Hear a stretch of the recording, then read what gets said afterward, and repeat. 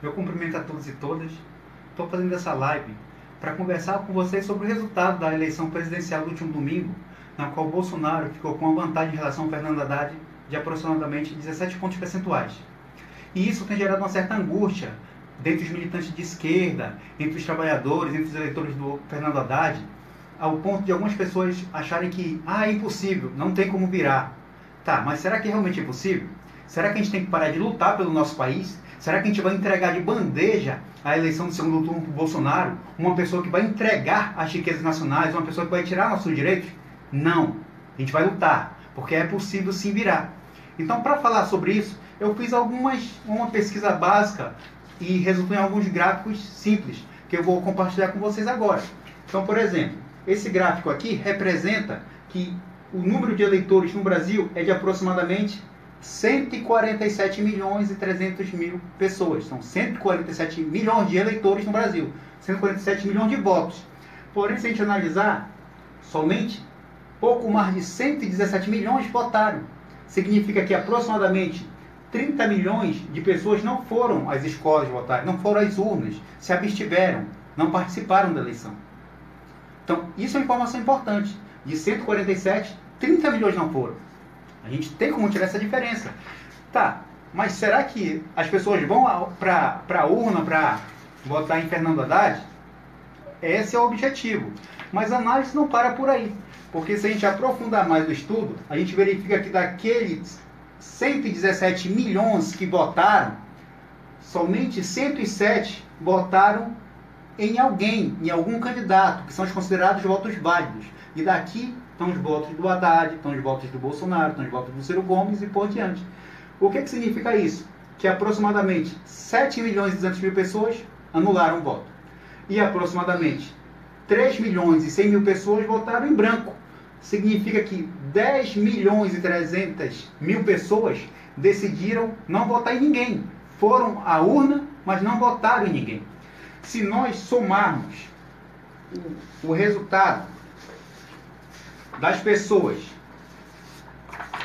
que não foram votar, ou seja, as abstenções, que são 30 milhões, se nós somarmos com esses 30 milhões os 7 milhões e 200 mil de votos nulos e os 3 milhões e 100 mil de votos em branco, a gente verifica que chega ao total de 40 milhões e 300 mil votos.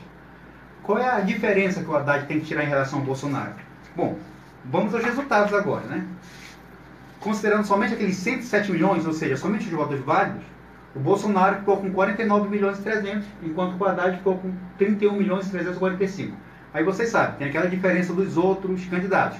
Ciro Gomes, mais de 13 milhões, Alckmin, mais de 5 milhões, Amoedo, aproximadamente 5 milhões e 600 mil, Daciolo, 1 milhão e 350, Meirelles, 1 milhão e 300, Marino, 1 milhão, Álvaro Dias, 850 mil, Boulos, 650 mil aproximadamente.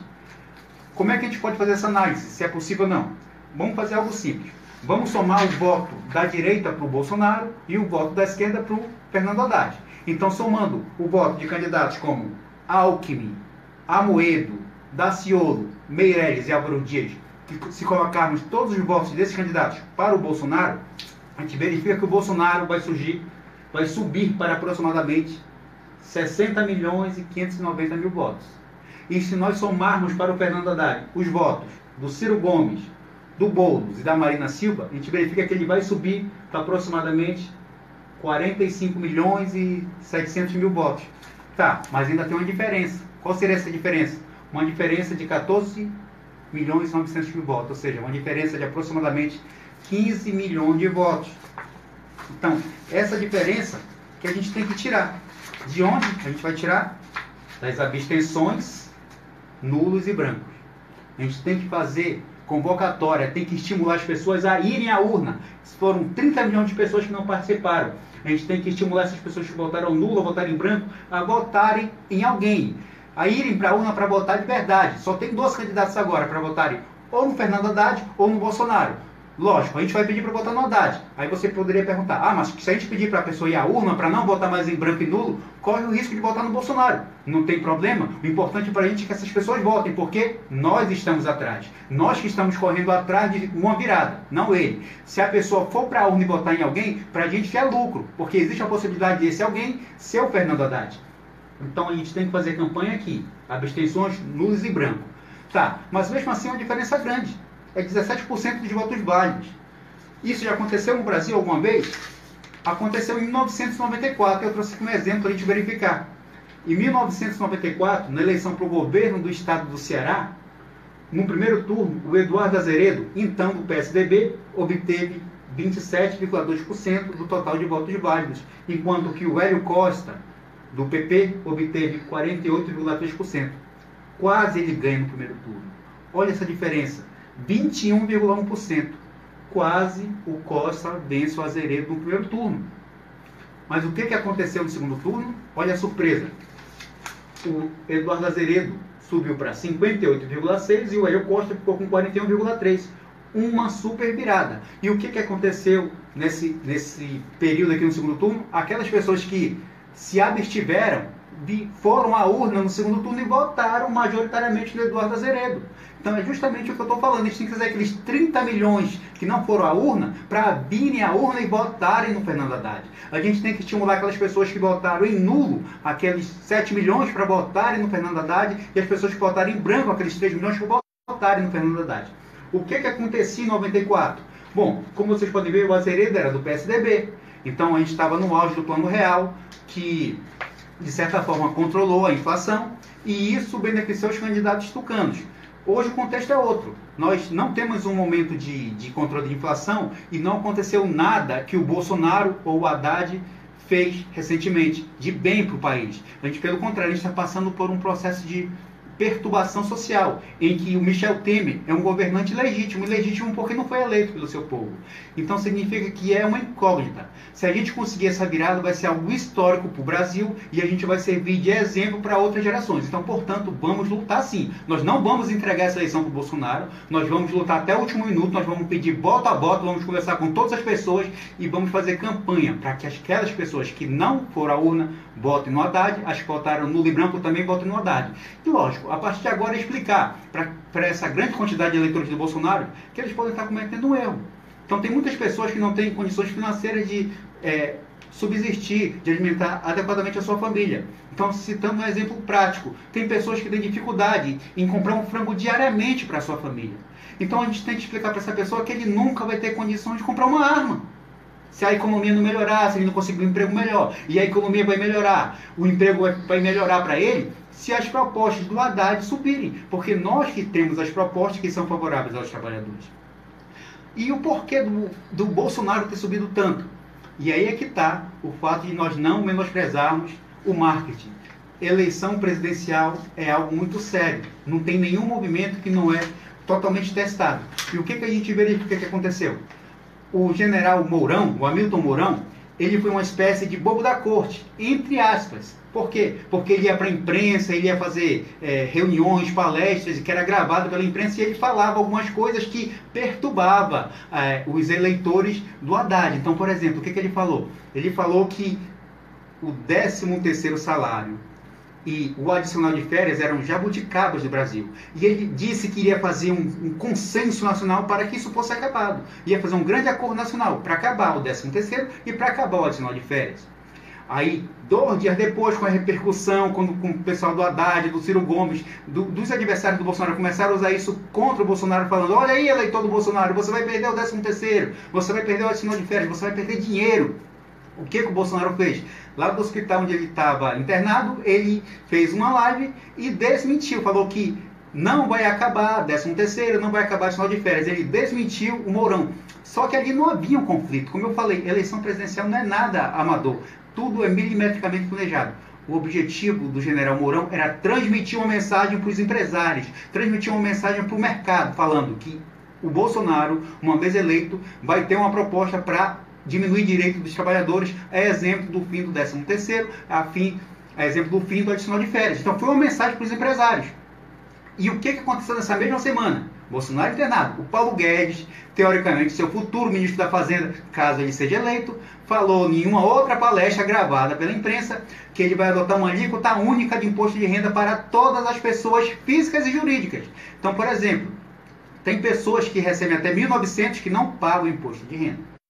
E tem pessoas que a partir daí vai pagando imposto de renda de forma escalonada. Então, quem recebe o valor acima do teto da tabela de imposto de renda paga 27.000% de imposto. De uma forma simples, tem deduções, mas de uma forma simples é isso. O que o Paulo Guedes falou? Que ele vai colocar uma alíquota de 20% para todos. Independente de você ganhar salário mínimo, se você ganhar um valor acima de 100 mil reais, vai ser 20% para todos. Então, trazendo isso para uma pessoa física, a gente percebe que as pessoas pensaram, caramba, eu vou economizar. Então, isso mexeu com a classe média. A classe média que ganha muito, que ganha acima do teto, começou a fazer campanha para o Bolsonaro e começou a abandonar o Alckmin, mas principalmente os empresários, porque ele falou que seria alíquota única para pessoas físicas e jurídicas. Como é que funciona o imposto de renda de pessoa jurídica? É 15% sobre o faturamento e a cada 20 mil reais de lucro por mês, paga mais de 10%. E as empresas geralmente têm muito mais de 20 mil reais de lucro por mês. E além disso, nessa mesma palestra, o Paulo Guedes falou que vai extinguir a alíquota de 20% que as empresas pagam sobre a folha de pagamento para a Previdência Social. Então falam em reforma da Previdência, falam que não tem dinheiro na Previdência e querem tirar 20% que as empresas pagam sobre a sua folha de pagamento para subsidiar a Previdência Social. Então, foi outra mensagem aos empresários, foi outra mensagem aos banqueiros. Aí o que o Bolsonaro fez depois? Fez outra live e falou que não, o Paulo Guedes não quis dizer isso. Ele quis dizer que quem recebe até 5 salários mínimos não vai pagar imposto. A partir daí que vai pagar. Então, essas contradições, o Bolsonaro ficar desmentindo o seu ministro da Economia, ficar desmentindo o seu candidato a vice-presidente, é jogada de marketing. Faz parte de um plano. Qual era a ideia? O futuro ministro da Economia, caso seja eleito, e o futuro vice-presidente, caso o Bolsonaro seja eleito, estavam transmitindo mensagem aos empresários para que os empresários abraçassem a campanha do Bolsonaro. E o Bolsonaro tinha que desmentir para que ele não perdesse o voto dos pobres, que vão ser prejudicados com essa campanha. E o que os empresários fizeram? A partir daí começaram a fazer campanha. Então, tem empresários que fizeram vídeos pedindo voto no Bolsonaro e até ameaçando de fechar a empresa, caso o Bolsonaro não fosse eleito. Então, tem todo tipo de empresa. Todo tipo de empresa. Apareceu pessoas pelo WhatsApp, pelo Facebook, ameaçando seus funcionários de fechar a empresa, de demitir, caso o Bolsonaro não saísse vencedor na eleição. Então, a mensagem do Mourão e a mensagem do Paulo Guedes surtiu efeito entre os empresários. E de imediato eles abandonaram o Alckmin, abandonaram o Amoedo, que estava em ascensão, e se concentraram no Bolsonaro. Então, em virtude disso, o Bolsonaro teve uma votação acima do que era esperado. Agora, para pensar, uma vez eleito, como é que o Bolsonaro vai conseguir reduzir imposto de renda e conseguir reduzir imposto previdenciário sem ter de onde colocar no lugar? Ele desmentiu o Mourão, falou que não vai aplicar sobre quem ganha até 5 salários mínimos. Então, de algum lugar ele vai ter que tirar. Então, significa que vai ter problemas econômicos no país, sim. Então, é isso que a gente tem que falar para os eleitores do Bolsonaro, que eles estão sendo enganados, e que existe uma possibilidade de haver uma possibilidade real de haver aumento de imposto, tão logo o Bolsonaro assuma. Então é isso, essa mensagem é para os militantes de esquerda, para entender o que aconteceu no domingo, como a gente pode reverter, sim é possível, não é fácil, em política nada é fácil, a gente está aqui defendendo o nosso país, e por defender o nosso país nós não vamos entregar o jogo, nós vamos lutar até o último minuto contra o Bolsonaro, porque existe sim a real chance da virada. Então é isso. Um abraço a todos e vamos à luta.